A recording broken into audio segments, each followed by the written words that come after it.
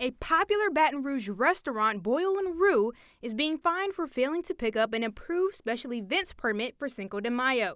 The city says that even though the permit was approved, the Alcohol Beverage Control Board, ABC, says the owner, Maurice Walker, did not pay or pick up the permit, putting him in violation of the law. You have your permit to legally and lawfully hold your event. The restaurant that's been in business for nearly a decade has been hosting this celebration for the past 8 years. The question is, on year 9, what changed? Should a business owner be held accountable when the councilwoman abuses her discretion and veto power? In order to have a special event, the restaurant needed the approval and signature of District 8 Councilwoman Denise Amoroso. Amoroso wasn't at the meeting, but emails show that she agreed to the approval of the event, but with a different start and end time. Despite the change, whether from 2 to 10 p.m., Councilwoman promised him that it would be signed off the next day like the other businesses, so that he wouldn't have to be at a disadvantage, that he wouldn't have to be out of money.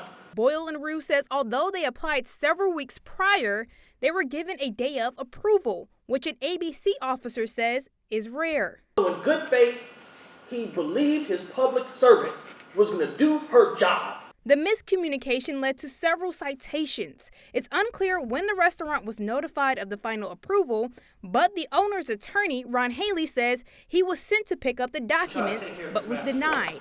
So it's not as if he got the call and just ignored it. He sent his lawyer. The restaurant is also facing a zoning violation for creating a patio on the parking lot. Since it wasn't approved, Boyle and Roux was violating the law because they were serving alcohol outside of their building.